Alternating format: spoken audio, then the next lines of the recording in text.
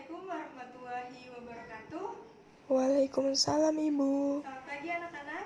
Pagi Bu. Gimana kabarnya hari ini? Baik Bu. Sudah siap untuk belajar? Insya Allah siap Bu. Untuk menambah kesiapan kita dalam belajar dan juga agar pembelajaran hari ini berjalan dengan lancar, marilah kita membaca doa terlebih dahulu. Kepada ketua kelas, dipersilakan untuk memimpin doa. Duduk siap, berdoa mulai. Selesai. Terima kasih kepada ketua kelas yang telah memimpin doa. Gimana kabarnya hari ini? Alhamdulillah baik Bu. Alhamdulillah. Apakah ada yang berhalangan hadir? Tidak ada Bu. Baik, Ibu akan mengabsen terlebih dahulu ya. Wawas, Hadir Bu. Erika, Hadir. Haifa, Hadir. Dery, Hadir. kemudian Hani, Hadir Bu. Hamsol. Hadir Bu. Baik, hadir semua ya, alhamdulillah. Baik, sebelum kita mulai materi pada hari ini, Ibu akan bertanya terlebih dahulu. Apakah ada yang masih ingat materi minggu lalu kita belajar tentang apa? Sistem gerak Bu. Fungsi tulang Bu. Tulang otot dan sendi Bu. Ya, betul sekali. Lalu hari ini apakah ada yang tahu kita akan belajar tentang apa? Apa ya? Ya tahu Bu. Ya, Ibu akan kasih clue terlebih dahulu. Jadi, seperti yang kita ketahui bahwasanya salah satu ciri dari makhluk hidup yaitu bergerak. Nah, selain bergerak, yaitu ada apa lagi? Coba ada yang bisa sebutkan? Makan, mengeluarkan zat sisa Bu. Tumbuh dan bernafas sih Bu. Ya, betul sekali. Jadi salah satunya yaitu makhluk hidup itu dapat bernafas. Seperti yang kita ketahui bahwasanya dalam proses pernapasan terjadi pertukaran antara oksigen dan juga karbon dioksida yang kemudian dibawa oleh hemoglobin untuk diedarkan ke seluruh bagian tubuh manusia.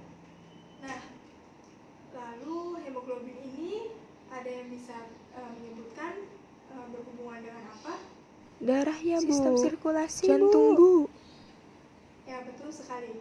Jadi hemoglobin ini berhubungan dengan jantung. Seperti yang kita akan pelajari pada hari ini yaitu tentang jantung atau lebih tepatnya alat peredaran darah pada manusia.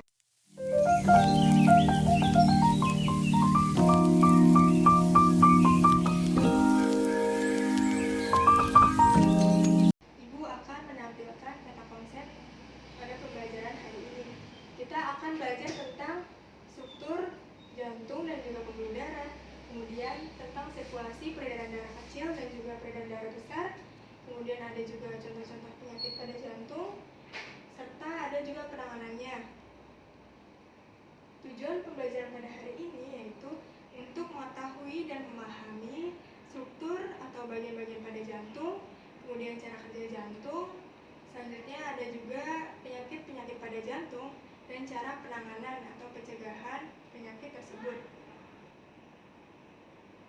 Selanjutnya, Ibu akan menampilkan video terkait dengan materi yang akan kita pelajari pada hari ini.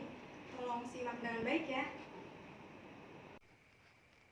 Setiap hari, jantung kita berdetak sekitar 100.000 kali, mengirim setidaknya 2.000 galon darah yang mengalir di seluruh tubuh kita. Meskipun jantung kita tidak lebih besar dari kepalan tangan, jantung memiliki peranan yang besar untuk tetap membuat darah mengalir sepanjang 60.000 mil dalam pembuluh darah, yang mengedarkan nutrisi dan oksigen untuk organ dan jaringan. Darah mengedarkan seluruh substansi tersebut melalui berbagai saluran yang disebut pembuluh darah.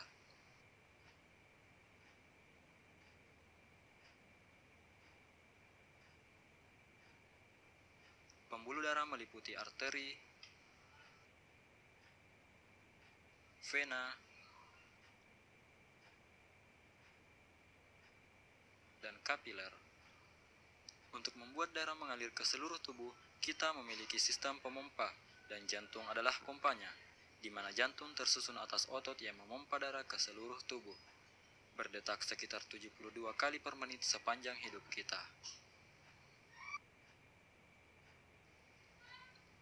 Jantung manusia memiliki 4 ruang. Atrium kanan, atrium kiri, ventrikel kanan, dan ventrikel kiri.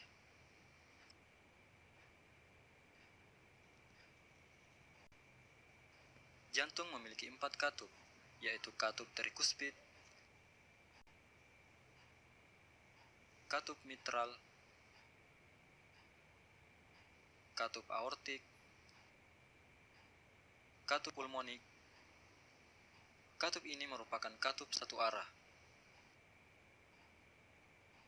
Sekarang kamu telah mengetahui struktur jantung. Selanjutnya, mari kita cari tahu bagaimana jantung bekerja.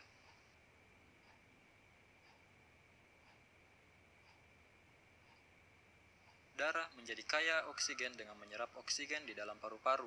Jantung mulai bekerja ketika darah yang kaya akan oksigen terbawa dari paru-paru menuju ke atrium kiri melalui vena pulmonalis.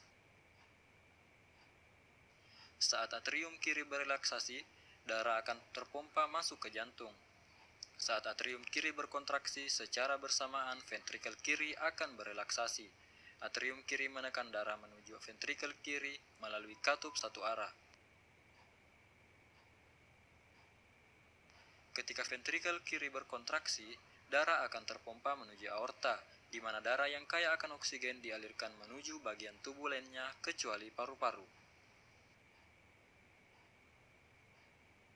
Darah yang kaya akan oksigen mencapai seluruh tubuh melalui pembuluh darah yang disebut dengan arteri. Pembuluh darah akan bercabang menjadi kapiler, yang selanjutnya akan menjangkau berbagai organ yang berbeda di dalam tubuh. Selanjutnya darah akan terdeoksigenasi, lalu pembuluh darah kapiler akan bercampur dan menuju ke pembuluh darah yang lebih tebal yang disebut vena. Vena akan membawa darah yang miskin oksigen menuju jantung. Pembuluh darah yang membawa darah yang miskin oksigen disebut dengan vena cava. Darah yang miskin oksigen dari seluruh bagian tubuh memasuki ruang bagian kanan atas dari jantung yang disebut atrium kanan. Atrium kanan akan berkontraksi dan memungkinkan darah untuk mengalir menuju ventrikel kanan melalui katup satu arah.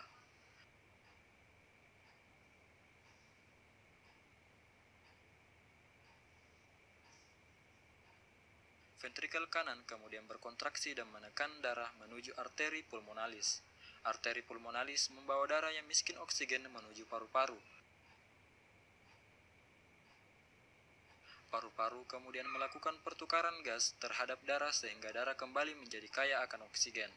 Darah tersebut selanjutnya akan dialirkan kembali ke jantung melalui vena pulmonalis dan kembali mengulang siklus sirkulasi tersebut.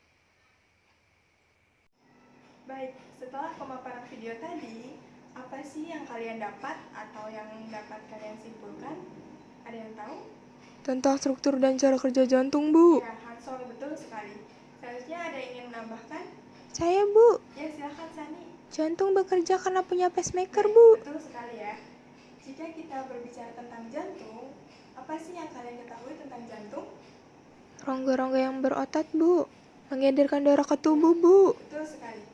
Jadi, jantung merupakan ruangan berotot yang berongga dan dilapisi oleh lapisan namanya itu perikardium. Nah, di jantung ini memiliki serabut otot yang bercabang-cabang. Seperti kita lihat pada gambar ya.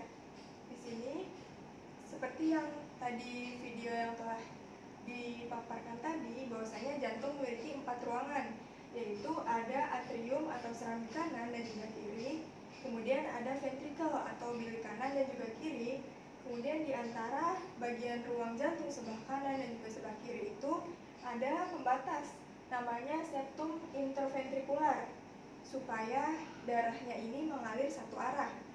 Nah, selain itu ada juga vena pulmonalis yang merupakan pembuluh darah yang membawa darah kaya akan oksigen.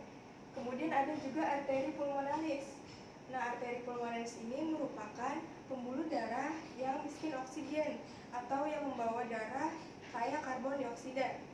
Nah, di dalam arteri pulmonalis ini memiliki katup, namanya katup pulmonalis. Selain itu ada juga aorta. Nah, aorta ini dia membawa pembuluh darah menuju ke seluruh bagian tubuh manusia.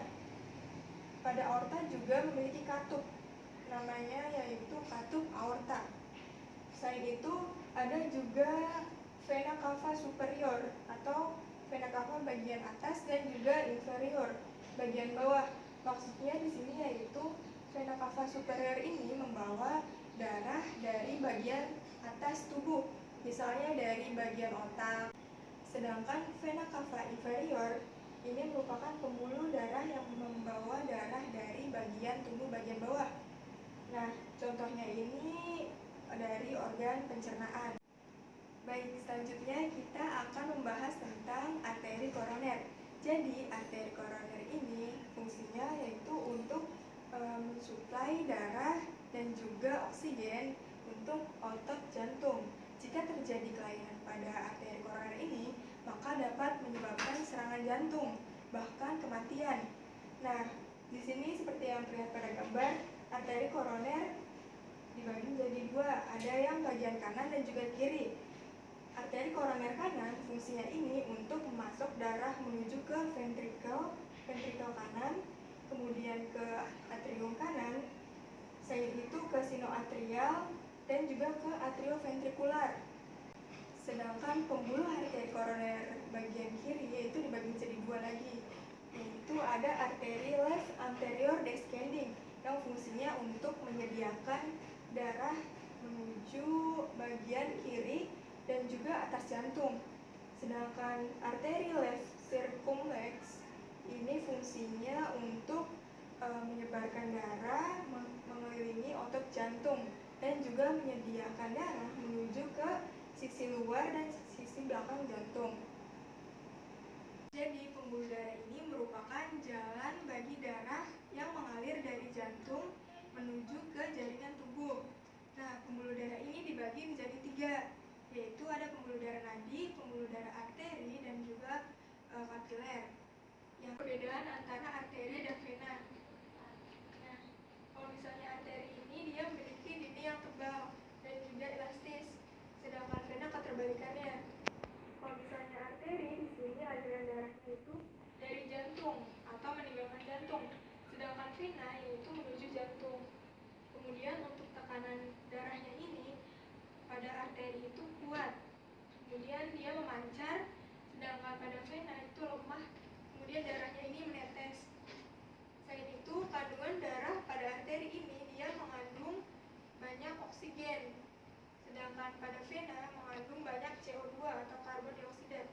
Kemudian letaknya itu pada arteri dia lebih ke dalam permukaan kulit, sedangkan vena ini dia dekat ke permukaan kulit. Katup pada arteri di sini dia memiliki satu, terletak pada aorta, sedangkan katup pada vena dia memiliki katup lebih dari satu atau banyak, terdapat di sepanjang pembuluh yang mengarah ke jantung. Baik, selanjutnya kita akan membahas tentang sistem peredaran darah pada manusia. Di sini kita misalnya pada gambar ya, ada sistem peredaran darah kecil dan juga sistem peredaran darah besar. Nah, kita akan bahas satu persatu. Jadi sistem peredaran darah besar sini dimulai ketika darah dari jantung kemudian menuju ke bagian atrium sebelah kiri, bagian kiri, kemudian akan masuk sini ke ventrikel kiri melalui katup bikuspitalis. Kemudian darahnya itu akan dialirkan melalui aorta menuju ke seluruh bagian tubuh manusia. Nah, sedangkan pada sistem peredaran darah kecil di sini, di mana darah yang kaya karbon dioksida ini dia akan masuk menuju ke atrium kanan, kemudian menuju ke ventrikel kanan melalui katup tricuspidales. Kemudian darah yang miskin oksigen itu akan dialirkan menuju ke arteri pulmonalis, kemudian menuju ke paru-paru.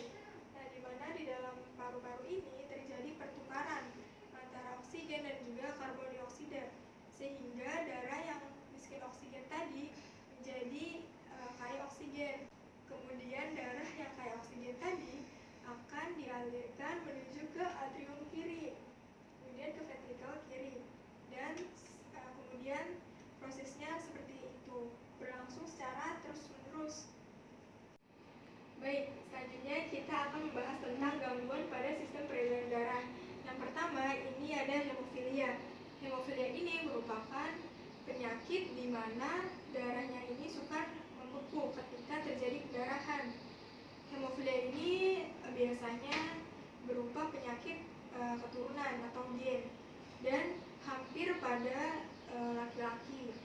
Kemudian yang kedua yaitu ada hipertrofi. Hipertrofi ini merupakan suatu keadaan yang menyebabkan menebalnya otot-otot jantung. Kelainan ini terjadi akibat katup-katup pada jantung ini tidak berfungsi secara normal, sehingga jantung ini tidak bekerja secara maksimal. Kemudian akan menyebabkan oksigen yang dialirkan itu tidak cukup menuju ke jaringan tubuh. Seperti itu. Kemudian yang ketiga yaitu ada jantung koroner. Nah, seperti pada gambar di sini, penyakit jantung koroner ini disebabkan karena penyumbatan di pembuluh darah. Contohnya ini adanya penimbunan lemak. Nah, karena tersumbatnya pembuluh darah karena lemak ini, maka fungsi dari jantung yang biasanya bekerja secara normal ini maka dapat terhambat. Selanjutnya yaitu penanganan gangguan sistem peredaran darah pada jantung. Di sini yang pertama ada ekokardiogram atau ECG. Seperti yang kita lihat pada gambar ya, merupakan suatu teknik untuk mengetahui struktur internal dan gerakan jantung serta pembuluh darah yang besar tanpa memasukkan alat ke tubuh pasien. Nah, caranya yaitu yang pertama di sini gelombang ultrasonik akan diarahkan ke dada pasien menggunakan transducer. Sini ya. Selanjutnya, yang kedua, transducer itu kemudian bertindak sebagai penerima pantulan balik gelombang ultrasonik. Nah, selain itu gelombang yang dihasilkan tadi akan membentuk bayangan berupa seperti ini ya, bayangan pada jantung, kondisi jantung seseorang seperti itu. Kemudian yang kedua yaitu operasi bypass. Jadi operasi ini sering dilakukan terhadap pasien yang menderita penyumbatan pembuluh darah arteri jantung. Seperti ini. Ini yang sebelumnya ya. Ini yang sudah. Jadi operasi ini yaitu dilakukan dengan cara pencangkokan pembuluh darah baru dari aorta menuju ke jantung.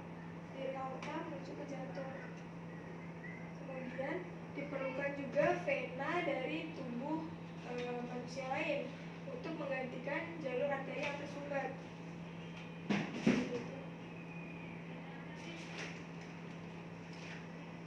Selanjutnya yaitu angioplasti. Nah, cara ini dilakukan untuk membuka aliran darah pada pembuluh darah yang tersumbat oleh plak.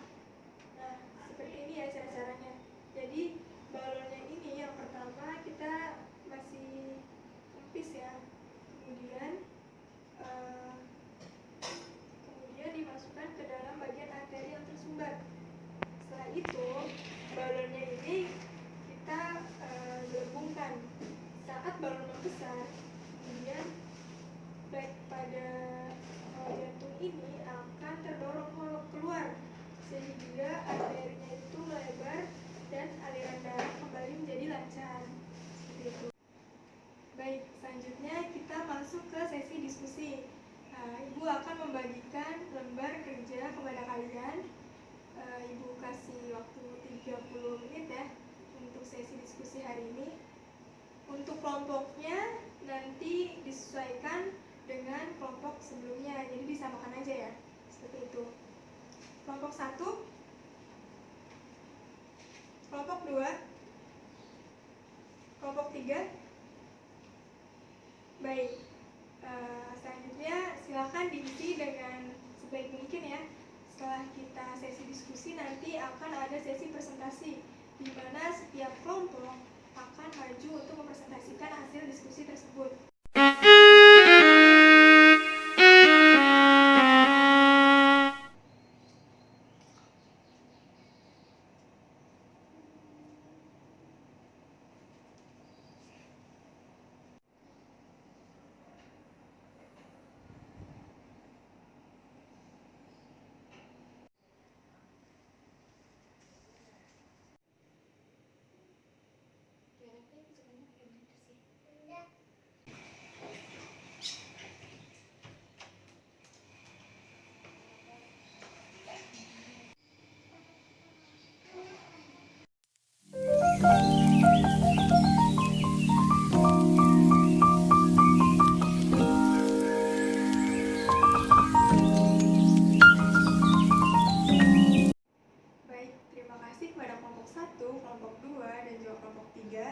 yang telah memaparkan hasil diskusi kelompok pada hari ini. Berikut merupakan hasil dari kerja kelompok 3.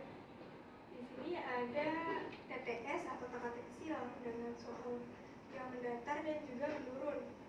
Yang pertama ya, kita nomor pertama dulu. Di sini ada ventricle. Maksudnya di sini yaitu ventricle sama dengan bilik. Sini yang nomor 1 benar. Kemudian nomor 2. Di sini soalnya ini dijelaskan bahwa terdiri dari 3 katup, yaitu katup tricuspid di sini ya. Berarti benar. Kemudian yang ketiga yaitu tempat masuknya darah di jantung. Nah, di sini jawabannya itu atrium. Berarti benar ya. Kemudian yang nomor 4 di sini ada nama latin dari paru-paru. Di sini nama latinnya itu pulmo. Benar. Selanjutnya nomor 5 di sini ada katup bikuspid. Nah, katup bikuspid ini disebut juga yaitu sebagai katup mitral. Di sini ya. Berarti benar.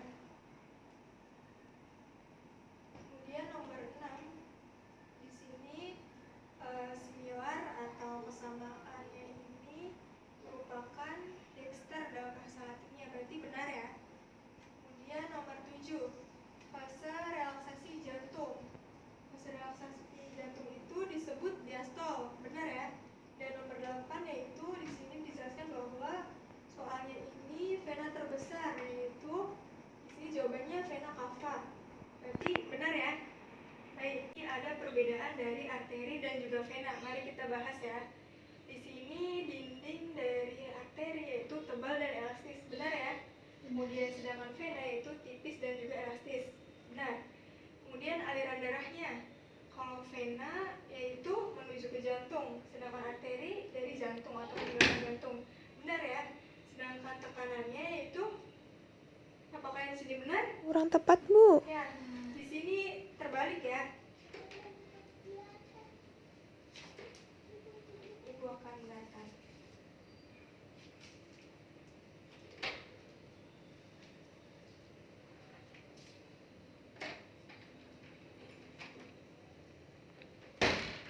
Di sini arteri tekanan darahnya itu kuat dan juga memancar, sedangkan vena yaitu lemah dan juga dia menetes darahnya.